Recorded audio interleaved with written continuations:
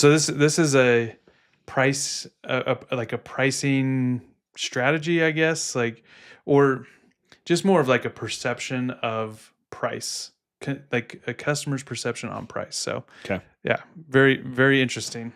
So what we're doing is we're opening a cake shop. We have two kinds of cakes that we're making. There's a $15 cake and there's a $55 cake that we make. We're trying both, and so we want to get some feedback from people who are buying.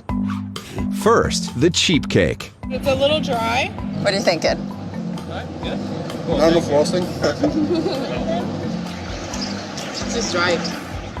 Seems like the $15 cake left a bad taste in their mouths. I don't know. I'd be kind of disappointed if this was my birthday cake. What do you think people will think of the more expensive cake? It's delicious. Delicious? Yeah. This is the fancy one. Much better. This is Much better? This is really good, dear. It's like creamier. Well, maybe not. Because there's a twist to this game. Cake 1 and Cake 2 are exactly the same. That's right. They're the exact same cake made with the same ingredients in the same oven at the same time. Why does expensive stuff often feel better? This cake experiment explains it. People taste the same cake but think the $55 one is tastier. It's price perception at work. Our brains assume higher price equals higher quality, even with something as basic as taste. This impacts all our buying decisions. Have you ever bought something just because it was pricey? Share your experience. That's interesting. Yeah. I think a higher price typically, for some reason, you put that it's higher quality in your head, right? Right. Like, I mean, I think you can take a Land Rover, for example. Like, if you talk to mechanics, they're like, oh yeah, It's terrible. They're like, they Yeah. never reach 100,000 miles. They always break down. Mm-hmm. And, but they're expensive. So people are like, yeah, Land Rover, Right. You know? And I think, it's, in this case, it was quality, right? Like it was a comparison on quality of the product. There's certain products that are more status, right? Which I think Yeah, Land for Rover sure. kind of falls into that category. Like, Yeah. hey, we know that this is a kind of a crappy, unreliable, not a crappy car, but an unreliable Yeah, car yeah. in the long run. But I don't care because I only want it for the status. I'm going to sell it once it gets to 50,000 anyway. 50,000 miles, right? Yeah. So like, they don't care if it breaks down 100 because they're going to sell it before it gets to that. Yeah. That's interesting. And they're just more concerned about the status symbol Yeah. that creates. But in this case, it was, what do you think about the quality of this product that they're actually tasting? Yeah. You know, it's not like they're just looking at something. Yep. Right? They're Yep. actually trying it, and their brains process something completely different. Yeah.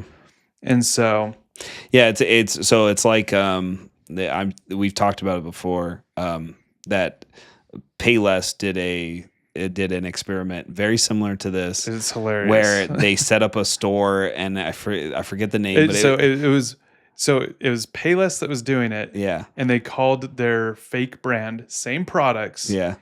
Payless. It was Literally literally made it like sound like yeah, kind of right. like Italian or Yeah, something. and they're you know? like, yeah, this brand new brand and store. Here Yeah. we go. They And invited a bunch of influencers. yep.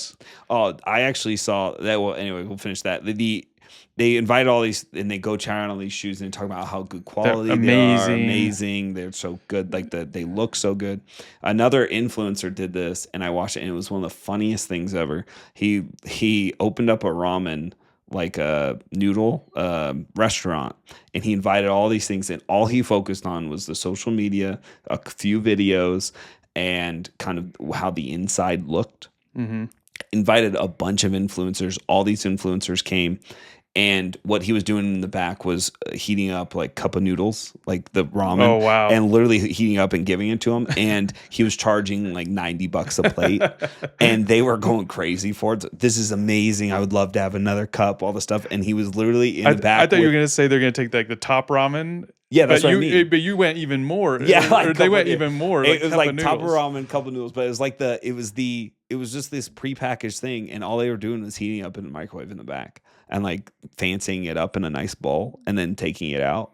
And all these people are, oh, it's so amazing. So it probably was presented really well. It was presented well, Right. but the taste should be the same. Yeah. And people just were, I'll pay $90 for that. It costs $1.25 to Right. now probably more than that. But it's so cheap, and it's all perception. It's all how you present it, and I think that kind of shows that too. Yeah. So me and my wife, we used to, back in the day, with one of my $100 million business ideas that entrepreneurs do, Yeah. right? Like we're kind of sick in the head that way. But like we made leather wallets. Nice. And it all came from, I saw a YouTube video of a dude like making something out of leather, and it was like so beautifully done, like great music. It was almost ASMR type to where you could hear the knife cutting the leather. I was like, it was so relaxing. And it just made me be like, I want to get into leatherworking. So I bought everything, leatherworking stuff. You're and impulsive. I was like, I'm going to make these wallets, right? Yeah. And so I think this was back in like 2015, maybe even 2013-ish. But so we started making them and selling them, and we sold them for like $40, right? Handmade wallet. I mean, it was a painstaking process to make these things. And I always wondered what would happen if we priced it at like $200. Yeah. You know? Yeah. Like, Well, I think we'd get less volume, yeah. but would we even care? Would we end up having less work for the same, like for less work but getting the same amount of revenue? Yeah. And I think, I mean, as a company grows, any company, they kind of weigh those as things go on. It's like, hey, we're priced here, but we're super busy. We could probably price ourselves $50 more and then have a little less volume, but most people are still going to buy. So we can make more money. We're going to be making more money, but less work. Right. Yeah, I think that's a natural evolution of it. Also, wild fact, I've never had top ramen in my entire life. Are you serious? Yep, never once tried it. You want to try this? I got some. No, I don't. You got to. I'm pretty sure it's like eating a brick of salt, right? Like the amount of sodium. So we don't put as much of the packet, like the flavoring packet. We do like half. What do you mean a flavoring packet?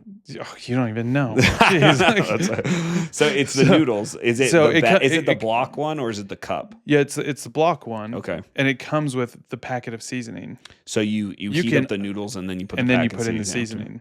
Yeah. Sounds, so you only do like half, and then it's not as much salt. But I'm sure it's terrible for you. Like, yeah, well, I've sodium, seen videos like, about like just the noodles themselves, and it's probably awful for you. Right. But, so I don't think you're missing out on too much, but yeah, it's pretty you wild, kind of though, are right? missing out. Right. Like, yeah. You figure It's like in some college, comfort I food. probably should have been eating that. Oh, 100%. Yeah. I kind of stuck to just quesadillas and beans. That's pretty much all I ate during college. But that's cheap too. yeah, so that and like pancakes, because you could buy the 5-pound pancake mix from Sam's Club or Costco, and it lasted forever. Yeah, and so I just had pancakes all the time. That's I was hilarious. also very overweight, so there's that. That probably contributed. Being overweight, I don't know how you didn't do ramen. Like it's just that's a good point. Such easy filler, but yeah. Anyway, so yeah, random little sidetrack there, but yeah, like I would say, like if you're a business, like try testing out different pricing strategies. Yeah.